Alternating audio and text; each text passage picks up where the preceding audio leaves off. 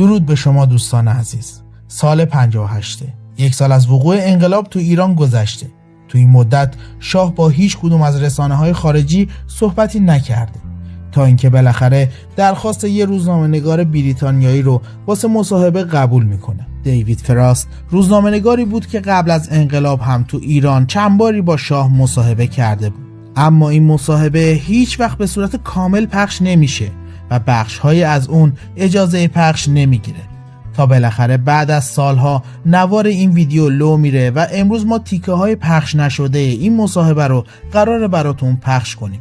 این آخرین مصاحبه شاه بوده که دشمناش نمیخواستن حرفاشو مردم بشنون، ولی حالا که این بخش‌ها به دستمون رسیده ازتون تقاضا دارم با دقت تا انتهای این مصاحبه رو نگاه کنید و خودتون درباره این صحبت‌های شاه نظر بدید. لطفاً با لایک و کامنت و سابسکرایب از ما و این کانال حمایت کنید که باعث دلگرمیه. When I committed, I think, the mistake of changing the Almuzagar government and precipitate the liberalization program, I wanted to create, as I said, a coalition to form a national government representing all shades, especially the opposition people. I tried very hard, I worked very hard on that, but it did not come true. And do you think that Mr. Sharif Imami initially at the beginning did the right things or not? Well, you can say yes and you can say no, because it was surrendering on all fronts to everyone, opening the jails and giving freedom to all, and at the same time asking for martial law. So it was a mockery. We had officially the martial law, but it was not put into practice. At what point, you said yesterday from September onwards, but was it really from when Sharif Imami was appointed? At what point did you decide to step back? I mean, Sharif Imami's actions were his actions, yes, or your actions? No. With this government, they started to be on their own completely. He would come and see me, obviously. He would telephone to me. I would telephone to him. But the question of what the system that used to work before was absolutely changed. They would adopt and decide about things that they would never even report to me. Was there a time when you privately said to yourself, I may have to leave, before anyone suggested it to you? I may not win this battle? It was not so much the question that I was thinking that it was time to go. I was rather thinking that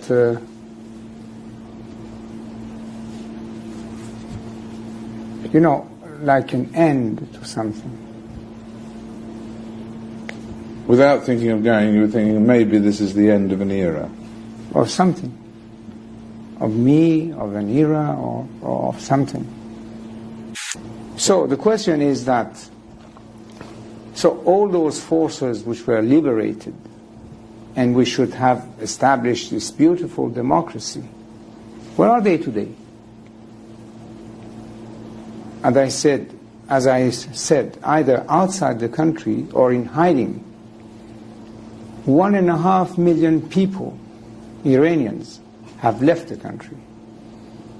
Not only the rich people, but the best brains of the country, the best minds of the country. They have all left.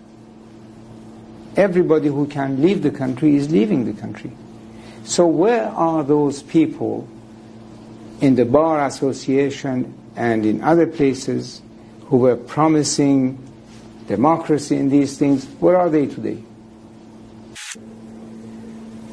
You ask me why they are concentrating so much against me, my person, and accusing me of mass murdering or even money manipulation, which is very far from my nature. The adopting this Nazi-like propaganda is something quite curious. It comes in the picture that the man there now, you see, he doesn't want to hear about the history of our country one day before he came back to Tehran a year ago and took over. He says the history of the country does not exist. There has not been a single good king in the history of Iran.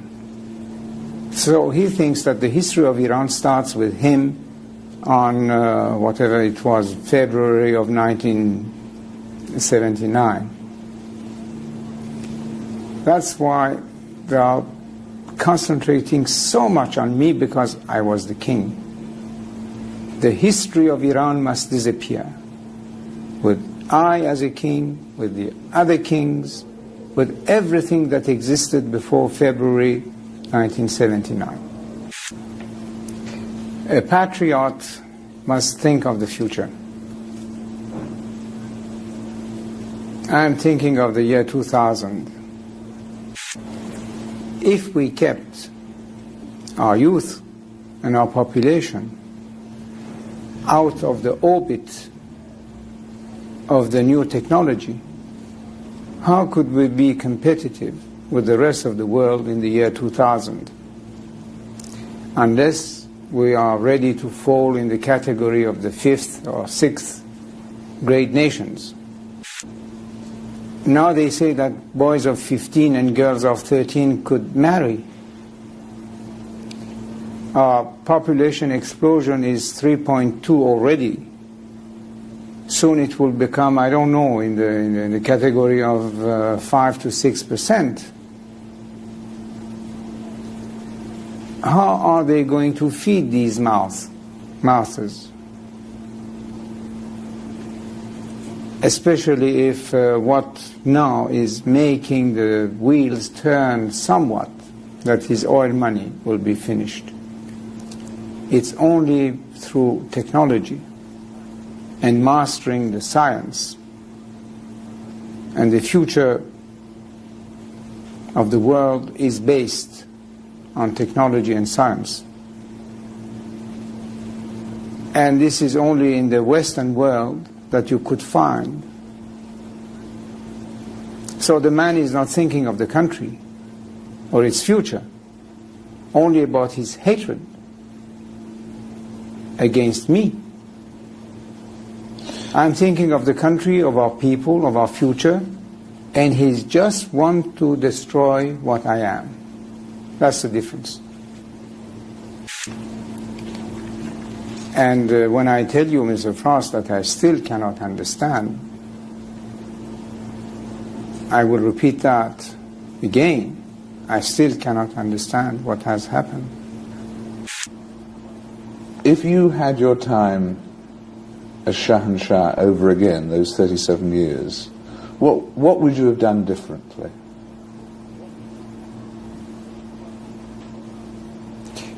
Well, now probably I will say a few things,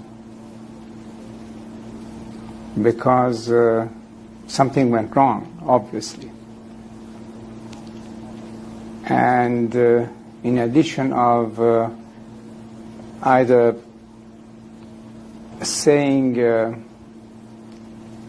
truth or making yourself excuses and all kind of things to defend yourself against the failures, but probably in addition to all the intrigues from within and without, something had gone wrong. And this is what I think about. I have recently published a book in which I elaborate on some of these subjects, but I will tell you now that either we started a little too late the liberalization program, or we started a little too early and too fast. Either we should have started it in 1973 instead of 75 or 6, or at a time of crisis, when we were seeing that things were moving in the direction of complete chaos and anarchy, then to take our time, first to re-establish law, order, and the execution of rule, implementation of rule, and then start to liberalize again. It's one of those two things, but I was following my inner instincts. How do you think future generations of Iranians will view your 37 years? The truth and the reality of history could not be kept always in the shadows. That is impossible. Truth will come out in any case, sooner or later. And at that point, in 50 years' time, how will future Iranians judge you? 50 years, I hope it will be sooner than that. Well, whenever, I was saying, how will your people, after a period, judge you? Well, if they read history, they will see what it was before my father, what it was when I took over, and what it was when I left. Do you feel that your people let you down, or that you let your people down? First of all, when we say the people, we cannot talk about all the people. That's absolutely not true. I can say that the silent majority remains silent. And if I let my people down, it was for the purpose that I tried to explain, that a king cannot be a dictator and that a throne could not be based on blood. This is my only explanation for what it is worth. Did your people let you down, do you think? Well, the majority remained silent.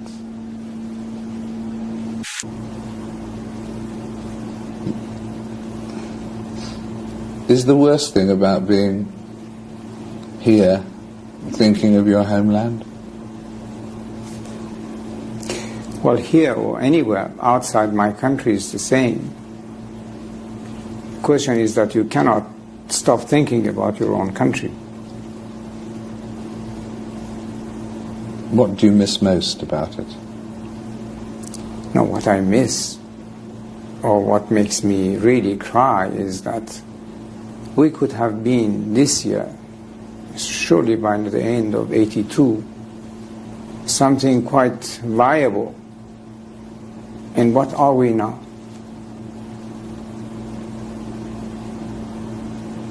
What has it served? The religion? Democracy? Human rights? The rule of the people?